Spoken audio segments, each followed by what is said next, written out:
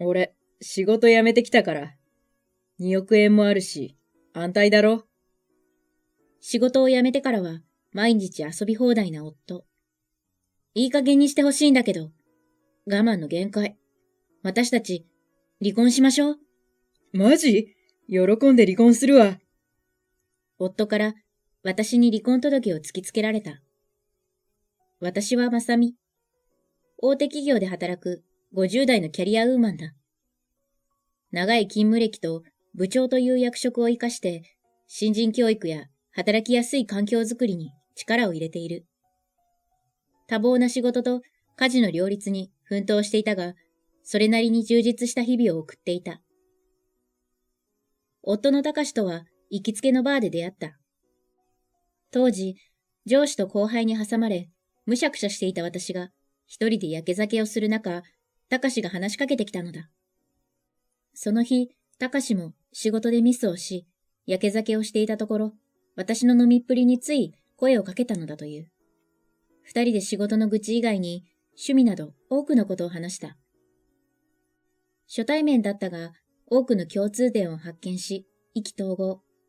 その日を境に、バーで話すようになった。日中にも食事や映画、旅行など、時間をかけて仲を深めるようになり、ゴールイン。その後、一人娘にも恵まれた。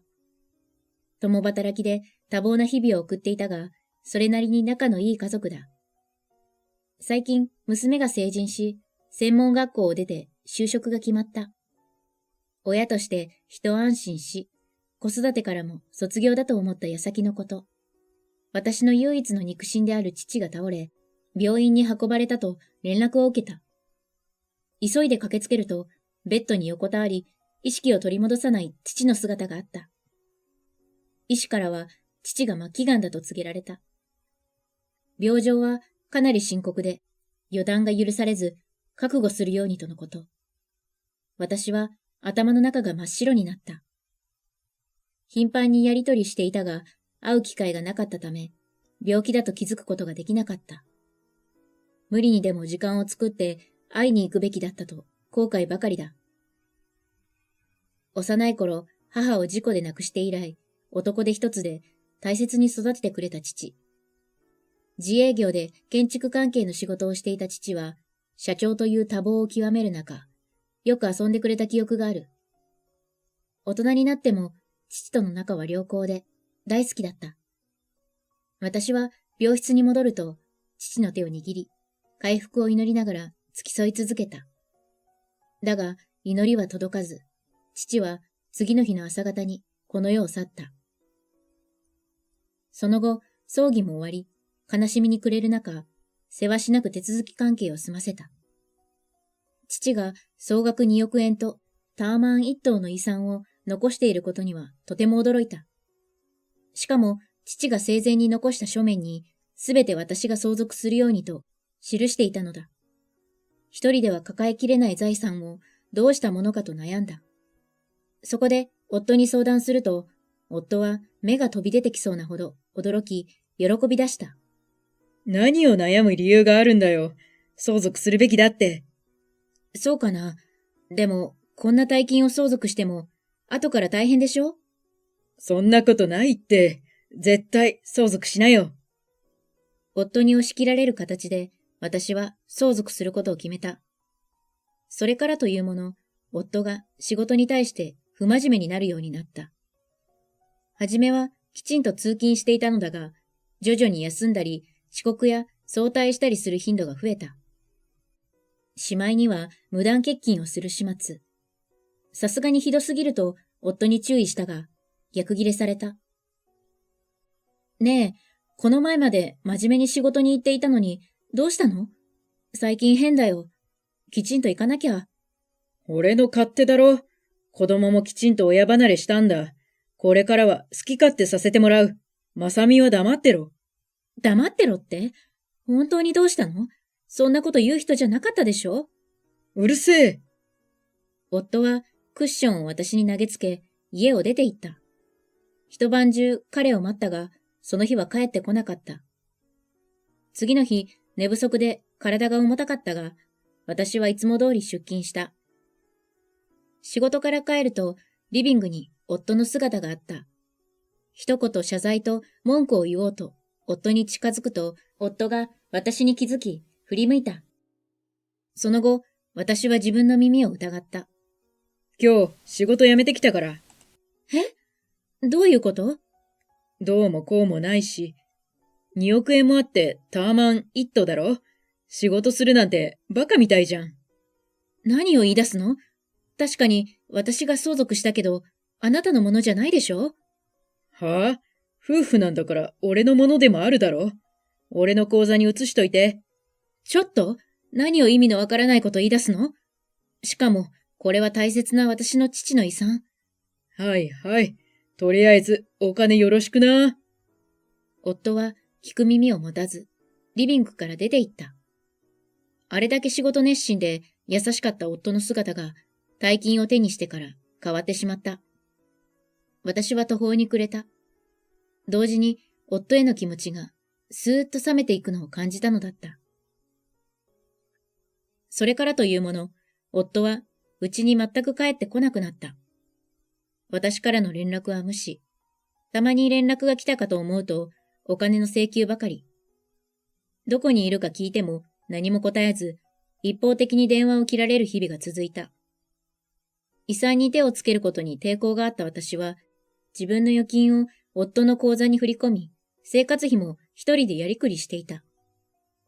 妻から ATM になり下がった私は、夫から連絡が来るたびに、虚しさに押しつぶされそうになった。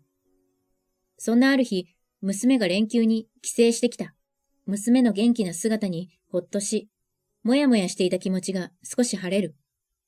外食やショッピングなど、娘と楽しい時間を過ごし、夕飯の食材を買って帰ると、タイミング悪く、夫から電話が来た。私は娘から隠れるように別室に移動し、夫の電話に出た。すると、電話越しに女性の声が聞こえた気がした。いつも通り振り込んどいてくれ。明日までによろしく。明日なんて無理よ。今、娘が帰ってきてて、振り込みに行けないから、明後日でもいい？はあ？そんなに待てるかよ。明日までによろしくな。無理だって。ねえ、なんか女の人の声が聞こえる気がするんだけど、どこにいるの？家に帰ってこないの？うるせえな。俺がどこで何してようが関係ないだろ。金、よろしくな。ちょっと、まだ話は終わって。切れちゃった。夫からの電話によって、せっかくの楽しい気分が台無しになった。携帯を握りしめ、ぼーっとしていると、知らないうちに私のそばにいた娘に肩を叩かれた。お母さん？大丈夫？私は自分が泣いていることに気がついた。一人で抱え込むには精神的に限界が来ているようだ。娘に話すまいと決めていたことを包み隠さずすべて話した。すべてを話し終えた後、娘は黙り込んでしまった。やっぱり話すべきではなかったと後悔しだしたとき、娘が口を開いた。お母さん、実は前からお母さんが傷つくと思って黙っていたことがあるの。黙っていたこと？そう、女の声が聞こえた気がしたって言ってたでしょ？それ、勘違いじゃないと思う。どういうこと？学生の頃、お父さんが知らない女の人と肩を組んで歩いている姿を何度か見たことがあるの。ほら、私って部活や塾で帰りが遅かったでしょ？その時にね。そんなに前から。最初は気のせいかなと思ったんだけど、お父さんの携帯に女の人の名前が表示されていたのをたまたま見て、ずっと黙っていてごめんね。お母さんこそごめんね。一人で背負わせてしまって。私はひどい親だね。そんなことない。いつも感謝しているよ。娘が食い気味に力強くまっすぐ見つめながら言ってくれて、私は胸から熱いものがこみ上げてきた。それにしても、こんなことになっているなんてね。少し時間をもらってもいい？時間？いいけど、どうするつもり？ちょっと私に考えがある。娘の真剣な顔に私はうなずくことにした。その後、娘が手料理を振る舞ってくれて、久しぶりに体と心が芯から温まったのだった。次の日、娘は夕方に自宅に帰り、また家の中が静かになった。急に寂しさが押し寄せてきたが、娘が味方になってくれたことで、以前よりも元気を取り戻している自分に気がついた。それからいつも通りの日常が過ぎた。一つ変わったことといえば、娘と今後のことについて連絡を取るようになったことくらいだ。あっという間に一月ほどが経った頃、娘が封筒を持ち家を訪れた。準備が整ったので、この日、娘から夫に連絡してもらい、家に帰ってきてもらうことにした。そして、その日の夜、夫が数ヶ月ぶりに家に帰ってきた。以前までシンプルで動きやすい服装を好んでいた夫が、全身ブランド品を身につけ、派手な格好に変わっていた。当たり前のようにソファーに足を組みながら腰掛ける夫。私に悪びれた様子など、微塵のかけらも感じられない態度に苛立った。お父さん、久しぶりだね。来てくれてありがとう。お前が、母さんが大金を用意して待ってるって言ったから来ただけだ。早くよこせよ。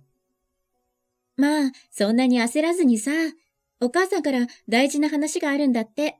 ね、お母さん。娘が私の顔を見ると、頑張ってという意味合いなのかウインクした。私はせっかく娘が用意してくれたこの絶好のチャンスを無駄にしないよう直球で夫に告げた。離婚しましょう。夫は一瞬だが目を丸くした。だがすぐに目を輝かせ、ポケットからくしゃくしゃに丸まった紙を取り出すと私に投げつけた。喜んで。いやー、手間が省けたわ。さっさとサインしてくれよな。私は言われるがままに離婚届にサインした。夫はサインしたのを見届けると、年がいもなく飛び跳ねて喜んでいる。これで離婚成立だな。財産は半分にして、タワマンは俺のものな。ここの家は好きに使えよ。夫は一方的に約束を決めつけ、そのまま帰っていった。長年の夫婦生活があっさりと終わりを告げる。私と娘はガッツポーズをし、後日、夫から連絡が来るのを待つことにした。そして数日後、娘との計画通りに、元夫から電話がかかってきた。おい、慰謝料ってどういうことだ？遺産の振り込みもないし、タワマンの名義も俺でもお前でもないって言われたぞ。どういうことだ？何か勘違いしているようだけど、財産なんてないわよ。は？お前、何言ってるんだ？親の遺産があるだろ？一銭もないわよ。お前、今どこだ？家にいるよ。そこから逃げるなよ。元夫に電話を切られてから数十分後、顔を真っ赤にした夫が家に入ってくるなり、私の胸ぐらを掴んだ。さっさと金出してタワマンの名義変更しろや。何度も言わせないで、一銭もないよ。ふざけるのもいい加減にしろよ。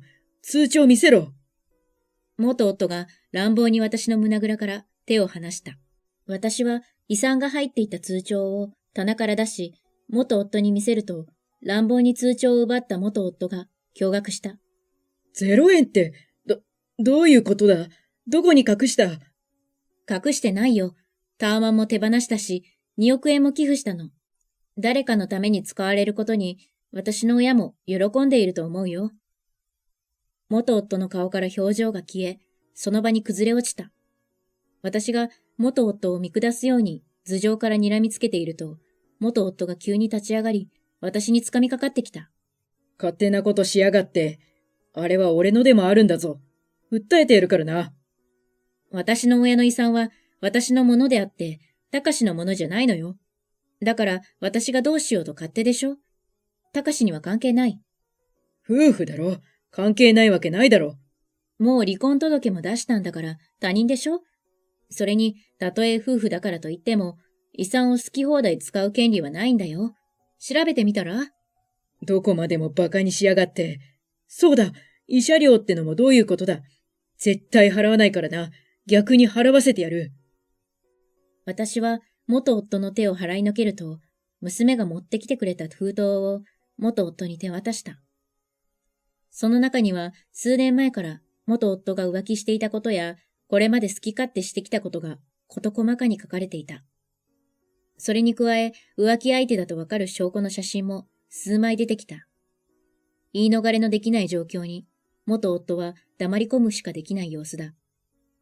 元夫を静観して見ていると、元夫は大声を上げ、書類を床に叩きつけた。その勢いで私に殴りかかろうとしてきたとき、女性の声が家中に響き渡った。ストップ！それ以上お母さんに何かしたら警察呼ぶからね。声の主はカメラを構えた娘だった。実は元夫がいつ来てもいいように何日も前から泊まりに来てくれていた。娘の提案で証拠になるようにとずっと隠し撮りをしてもらっていたのだ。娘の登場に驚いた夫は行き場のなくなった拳を下ろした。その証拠はね、私が勝手にプロに依頼をして調べてもらったの。学生の時にお父さんが知らない女の人と肩を組んで歩いていたことも見たことあるから、私も証人だからね。まさみ、お前ってやつは娘まで巻き込んだのか。親として最低だな。最低なのはどっちなの？これ以上お母さんを悪者にしないで。お前は黙ってろ。まさみ、絶対許さないからな。慰謝料も逆に払わせてやる。吐き捨てるように言った元夫は、私にわざとぶつかり、突き飛ばした。そして何事もなかったかのように家を出て行った。お母さん、大丈夫？大丈夫。少し痛いだけでなんともないよ。顔に焦りをにじませながら心配してくれた娘の表情が緩んだ。よかった。お母さん、お疲れ様。何を言ってるの？これからが本番だよ。絶対お母さんが勝ってみせるからね。もう勝ったも同然だよ。映像もあるんだから。私と娘は勝訴を確信し、くすくすと笑い合ったのだった。その後、元夫の訴えにより、裁判に至ったが、元夫の完敗に終わった。あの日の動画や長年の浮気の証拠から、元夫と浮気相手は、高額の慰謝料を支払うよう請求された。職もなく、資産もない元夫は、実家を頼りに行ったが、娘が先に詳しく話していたようで、門前払いされたという。浮気相手にも逃げられ、何もかも失った元夫は、路上で生活しているそうだ。就職活動をしているようだが、住所不定の元夫に雇ってくれる企業やアルバイト先など見つかるはずがなかった。私の住所を使って何とかアルバイト先を見つけることができたようだが、支払いに追われ、アパートを借りることができない状態らしい。たまに娘や私の家に助けを求めに来たこともあるが、もちろん追い返した。元夫は支払いを続けているが、今どこで何をしているか所在がわからない。浮気相手だった女性は一括で慰謝料を支払ってくれたため、すっかり関わりがない。私はというと、父の遺産はなくなってしまったが、気持ちは晴れ晴れとしていた。娘が学生時代から付き合っていた彼と結婚し、近々孫が生まれる予定だ。今まで我慢してきたことに手をつけ、充実した生活を送っている。今は孫に会うことが一番の楽しみだ。